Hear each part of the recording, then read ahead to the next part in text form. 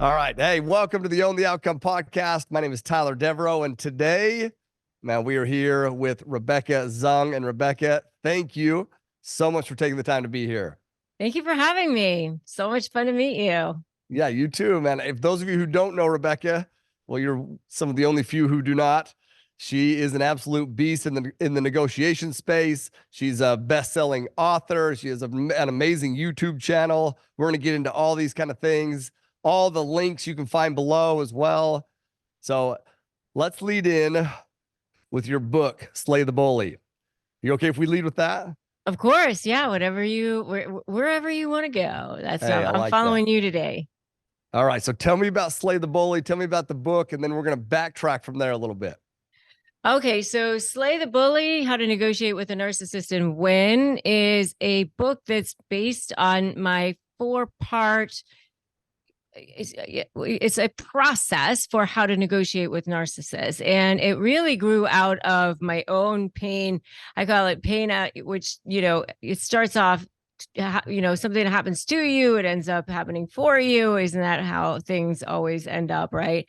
And I had been negotiating for years as an attorney, representing people and divorces. I did high net worth divorce for a long time. I don't practice anymore, but, as an attorney, I'd been in these negotiations, but then I ended up actually in a narcissistic business partner situation just not that long ago, like 4 years ago. And it was after that somebody mentioned to me, oh, that person was a covert narcissist. And I thought, oh, what is that? I never even heard of that before. And so I actually started studying everything I could about narcissism. And then I started applying what I was learning about narcissism to what I already knew about negotiation. And it was like I had discovered penicillin. And so I came up with this 4-part process, which is strategy, leverage, anticipate, and use, which is SLAY, which is an acronym. And then COVID hit. And so I started on YouTube and I started talking about how to negotiate with a narcissist. And everything kind of blew up for me from there. And then I ended up writing the book, Slay Your Negotiation with a Narcissist. So that SLAY is the acronym. Yeah. And I know it works because I have sold, I don't know, thousands and thousands and thousands of my SLAY programs to people all over the world and more than 100 countries on every continent. Wow. And I have, 40 million views and 400,000 subscribers on YouTube, more than 40 million views now at this point. And so I have hundreds and hundreds and hundreds of testimonials that tell me it works. So it's a proven process, definitely proven. Yeah. Talk about a niche, man. That is a very specific niche, but what it tells me is that you're obviously not the only one who's went through this scenario or who has, suffered through a scenario like this, but you're the person who actually looked back to figure out how to systemize to overcome a scenario like that. That's literally the epitome of owning your outcome. But I want to start from the basic. What is your definition of a narcissist? Yeah. So a narcissist is a person who is not what you think. It's not a person who thinks so highly of themselves, which is what a lot of people think. It's a person who actually has deep pain, deep shame. It's the person who actually thinks the least of themselves, and they layer on all of this other stuff to cover that up. So they have this pit of emptiness inside of them. And so they look for external sources to try to fill this void. And it's like a black hole that it can never be filled. And so they look for lots and lots of ways to try to fill it. And that is what they try to fill it with, is what is known as narcissistic supply. And supply sources can be what I call diamond level supply, which is anything that feeds their ego. So it could be, big houses, cars, money, celebrity friends, or it could be what I call coal level supply, which is manipulating you, seeing you squirm, making you feel bad, controlling you, degrading you, debasing you, that sort of thing. So that it's an endless amount, though. They can never get enough. It's fear-based and it's scarcity to the utmost extreme. Interesting. So that's a great definition, by the way. Like, I thought you were going to give me a bit. That's a great definition. You like literally painted the picture of, I mean, obviously you're very good at it. That's why you're writing books and training about it. Obviously you should be, but how did you identify it? I know that you said that you identified that your partnership was, narcissistic from somebody else saying it, but looking back, like, can you share some of those details where you're like, man, yeah, that was this? Well, I certainly didn't know it at the time because the person that I was in relationship with was a business partner and the person was a female. And, I wasn't married to this person. Like a lot of times people think, oh, it's a personal relationship, right? They don't think of it as a business partner or a boss or a neighbor or a colleague. I think a lot of times they think of it as a romantic relationship. And I think a lot of times they think of a narcissist as male. I know that I did. I thought of a narcissist as a male, misogynist, sort of blowhard person who was demanding and, kind of exerting their will on everybody and impulsive and a risk taker. Like, to me, that was what a narcissist was. I didn't think of a narcissist as a female, passive aggressive person who was, kind of, and that's what the person was that I knew. And by the way, a covert narcissist could be male as well. And so a covert narcissist can be a person who is very charming. Well, I mean, all narcissists are very charming, but covert narcissists can be very passive aggressive. They use guilt tactics. They use everything is sort of like plausible deniability, where it's very under the radar. It's like death by a thousand cuts. And the types of things that they'll do are very hard to trace back to them, or the types of things that they'll say are sort of hard to sort of pinpoint. And so, it's sort of like an email chain where you're inadvertently left off of. And so then you just don't happen to end up in a business meeting that's really, really important. And, oh, I really thought you were on that. I don't know how that happened, that you didn't end up on that business meeting chain. I don't know how that happened.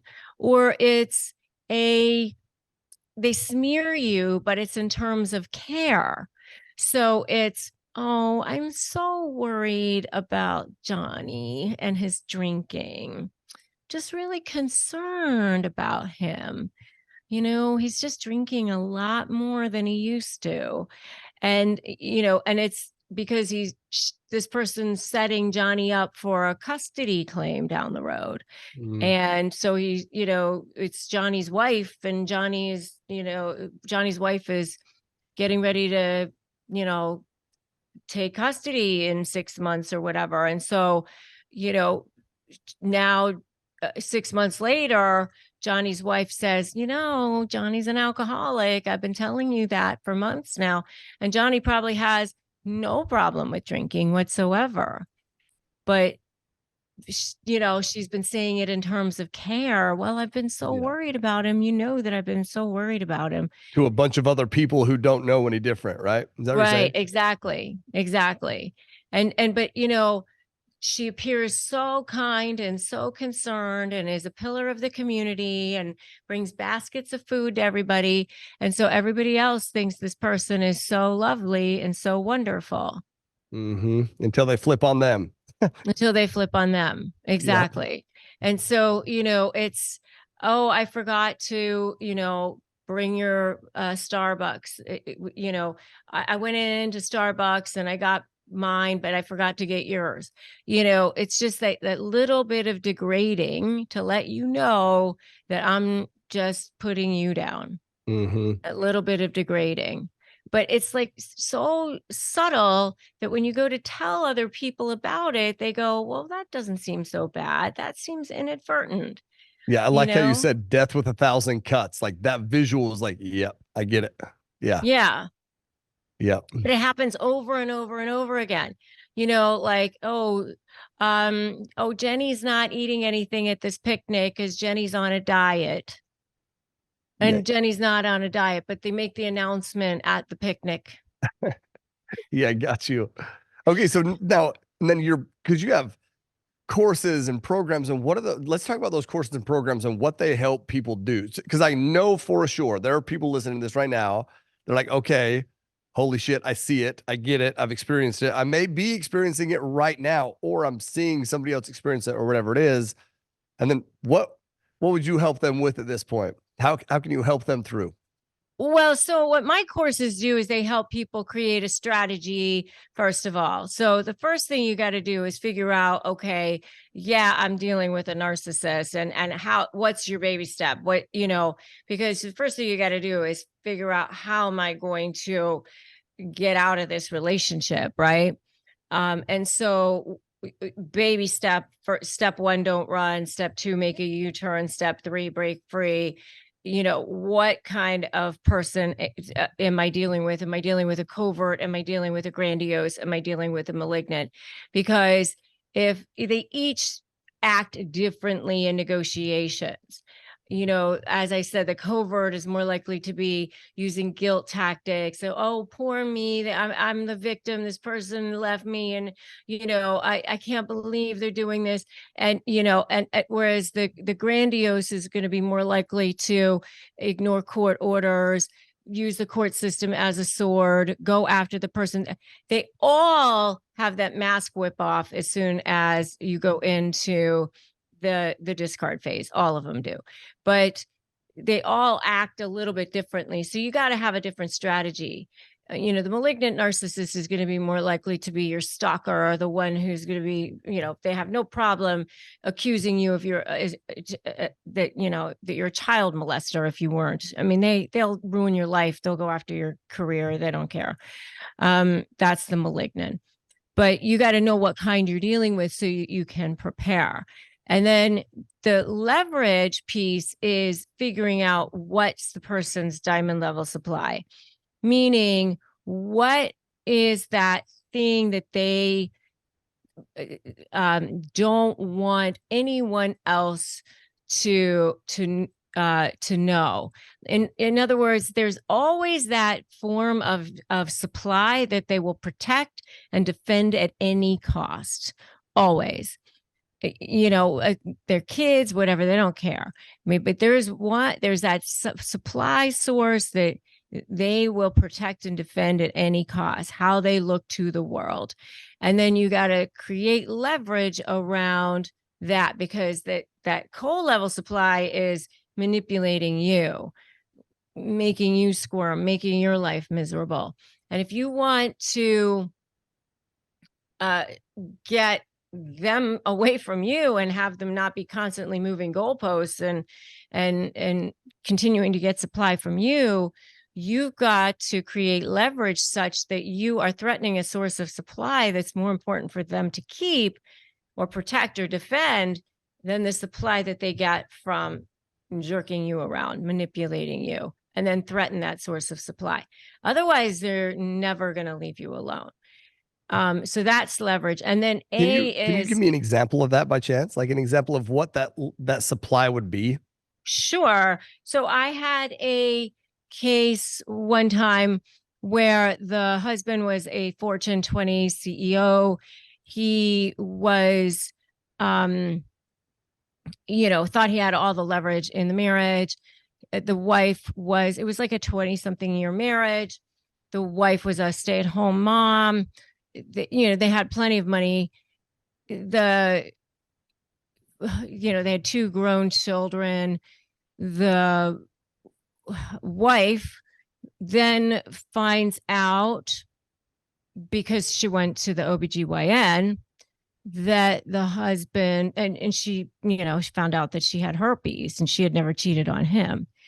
And so she finds out that he had been leading a double life, basically. He had hired not just call girls, but like hundreds of, He was active. yeah, paid sex workers, we'll call them. And so all sorts of things were going on that he would definitely not want known. And so what we did was we said, okay, I was representing her, and I said, listen, we are going to add a claim to our petition that is basically going to be a battery claim, like an assault and battery claim, for a civil claim for the sexually transmitted disease. And we're going to demand a jury trial on this. And so everybody's going to know. The world is going to know. And I know that he doesn't want that, but it's certainly well within her rights to do this, because she's going to have to be dealing with this for the rest of her life. And it's not just this. I mean, the medication, it's also the psychological distress. It's also that she's going to have to be needing mental health, for the rest of her life, all sorts of things. And, so I don't really think that he really wants this to go to a trial. And so now all of a sudden the leverage has shifted, right? And so he wanted to protect and defend a source of supply that's more important for him to keep than the supply that he was going to be getting from manipulating her, right? So he let that go, and we settled the case. Got you. Yep. Okay. Thank you. You're trying to get an example. That's awesome. Okay. Keep going. This is intriguing as can be to me. Yeah. So A is anticipate that they're going to want to trigger you. They're going to want to, continue to see you squirm. So there's all sorts of things that I give in the book as to ways to not be triggered, not be led around. So, making a plan, stay on fluff or favor, vomit later. There's lots of ways that I give for people to figure out what kind of narcissist you're dealing with, so that you can anticipate and figure out what kind of plan you're going to be creating and stay 2 steps ahead of them. And then the why is your mindset, being offensive, being 100%, knowing 100% that you are going to win before you walk into the room, which is really, really important. I always say football teams don't win, on their defense, they win on their offense. So you have to know that you're going to win before you walk into the room. And so that's the why. No, geez. I love that you broke that all down, and thank you for breaking that down and examples behind it and all those kind of things. So that's what you help people through. So you're still an active attorney right now. You said you were I don't practice anymore. There's no way that I could run cases and also run my company. I have basically, all the educational programs that I offer now. I have all my YouTube stuff, and then I have my educational company, and then I also have my certification programs. So, no way. Yeah. So you pivoted that. So with your partnership, what was your business before all that split? Was it a law practice? Well, I had a law practice that the narcissist was not in the law practice. It was a different type of endeavor. Okay. Good deal. Yeah. And then all that happened that then formed and took off with what you started doing. And it all started with YouTube videos. You started making YouTube videos about the process, and it just blew up. Is that true? Yeah. Well, I had been making videos on how to negotiate in general. I mean, I had a very robust speaking career on how to negotiate. I mean, I was the keynote speaker at the American Bar Association on negotiation in 2018. That's how I built my practice, was speaking on negotiation. I wrote a book called Negotiate Like You Matter. Robert Shapiro wrote the foreword for me on that.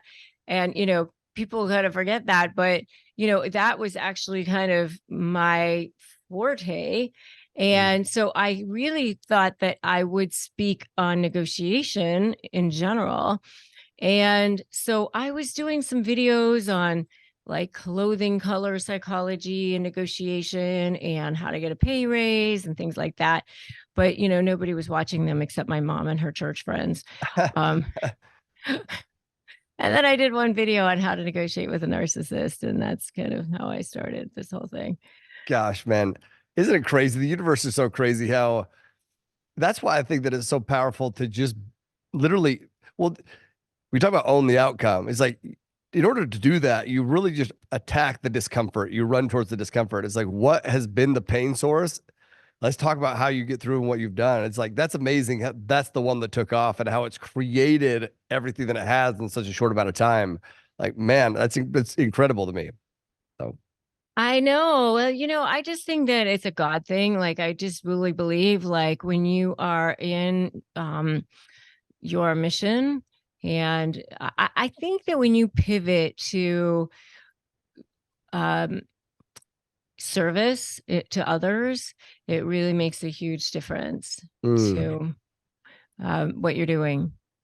yeah, I agree with that. I totally agree with that. So, and those people that you serve, that's why, I mean, that's why you're passionate about it because you once were that person. Is that true? Oh, yeah. I mean, you always are the best at teaching the thing that you overcame Mm, and your past self, right? yes. And so I think that when you can understand the person that you are sitting in front of you and what their pain is, and really feel it and really empathize and have compassion for them because you've been there and you see it in their eyes, Hmm. I think it makes a huge difference. I think it makes a huge difference for a couple reasons. The first you mentioned, which is you can see yourself in that person, you sympathize with that person. But I think the other one is very critical, which is you know that that person can get out of that situation because you have. And so you also believe in that person. And by sympathizing with them and then actually believing in them, you don't let them go down a rabbit hole. You actually help them because you know that they can get out of it, right? And that's powerful. That's Oh why. yeah, 100%. And and for me now, when I first started with this and I said, okay, here's my method and try this negotiation strategy, I was like saying, hey, I've been a lawyer and blah, blah, blah. But now I can literally say, listen, this is a proven process. I've so many people have used my system with this exact program, and that makes a huge difference too. Yeah. Well, and we'll include all the links and everything in the description to make sure that people understand where to get access because once again, it is a daunting thing to go up against, especially if you don't know, once again, what type they are and how to, leverage and how to the strategy behind it and all those kind of things that you mentioned. So we'll make sure that all the links are in there so people know how to tap into that. But you've also like reading a little bit about you and studying a little bit about you and your background, you have been pretty resilient for a long time. Like you went through, I remember I read something, you went through law school with, was it 3 kids, 2 kids? Three 3 kids. kids. I got, well, I always joke, I'm half Chinese and half German, which means I have no fun genes whatsoever. I love it.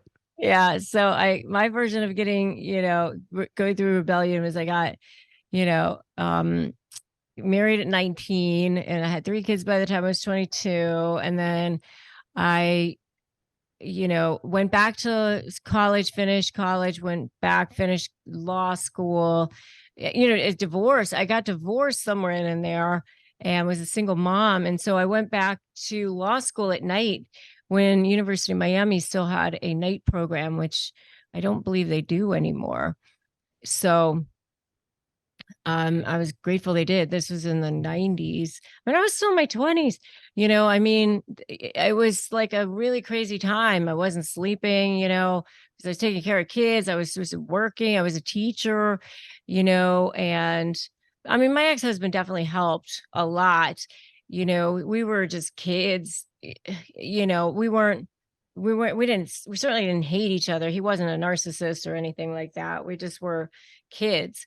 Yeah, And so it was a crazy time. I met my current husband in law school, and we're still married. We've been married for 23 years now. It's that's awesome. crazy.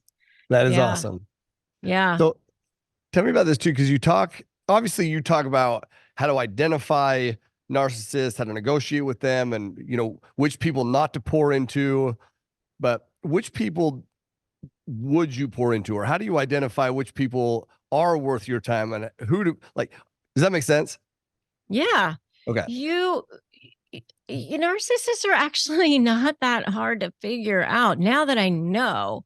Mm, They come on really super strong. They've only got a line. I think if you're anybody who's ever dealt with a narcissist, if you really ask yourself in your heart of hearts, did you know something was off at the beginning? You're gonna say that you did. And I know that I did. I saw red flags and I didn't heed them. yep. And if you really think about it, you probably did too. Yep. And it's just that they come on so strongly, and they have these, all this charm, and you get swept off your feet, and they say all the right things, and they're just there all the time. I mean, it's 50 emails a day and texts, and they use these mirror neurons to become what you want. They're very adept at reading you and becoming what you're looking for. And so they really are just your kind of mirror of what you've been seeking. And so it's getting to that next level as quickly as possible, and let's move in together, and let's meet your family, and or if it's business, it's I've got all the right contacts, or I've got all the right skills that you need, or let's sign contracts immediately. And if you try to hiccup, if you try to take a breath, then it's why wait? Why stop? Let's get, come on. I mean, they don't let you. They've always got something to say, and if you even question anything, they've got something at the ready. They're really good at having that thing. And then the minute you get to that next level, like that minute, that's it. It's almost like they can exhale, and you start to see those flags right Mm, away. mm, That money that they borrowed from you or whatever. Yeah, you're not getting that back. yeah. Or the the the the thing that they said they were going to do for you, well, that's not going to be happening right now, Yeah. because they've always got something to say. It's, their ex was a terrible person, or this thing is happening, this drama is happening, I can't get to it right now, or I've got this sickness is happening, and they make you feel sorry for them, because because they pick people who have so much empathy and care. And so you're over there going, okay, all right, well, I'll handle it. I'll be the one.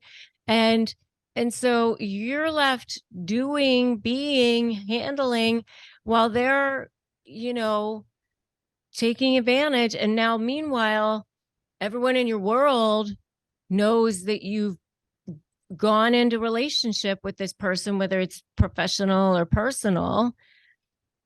And so now you're feeling like I've already told everybody. So, well, plus this is just temporary. It's just, they're just taking care of this now. So it's going to get better.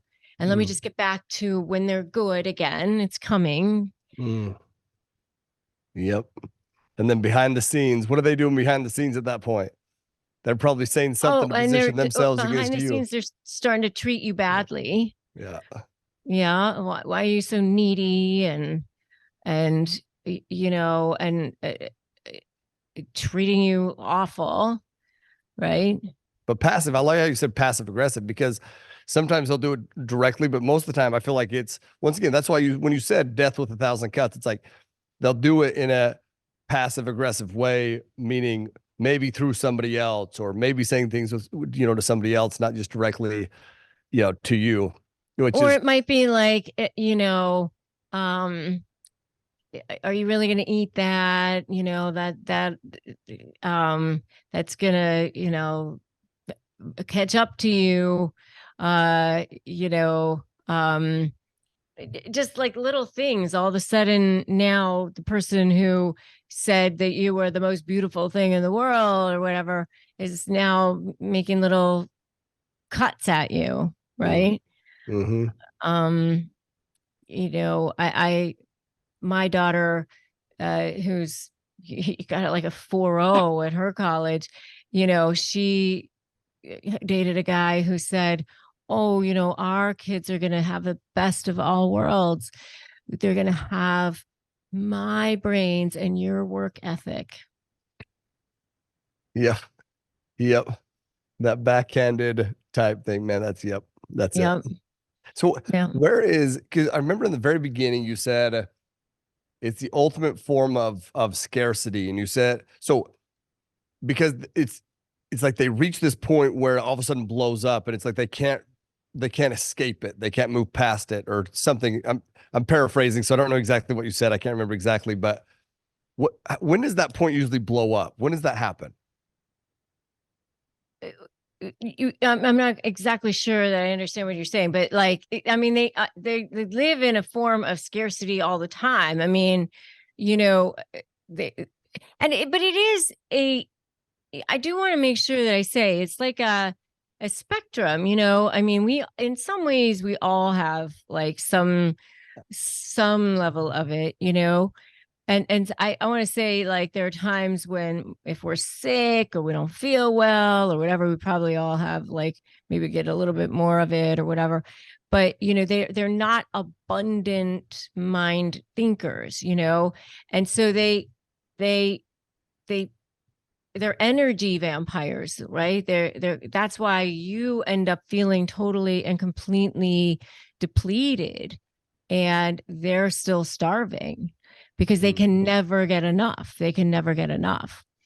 And, I want to say something about how their brain was formed, because I think it's really important for people to understand this.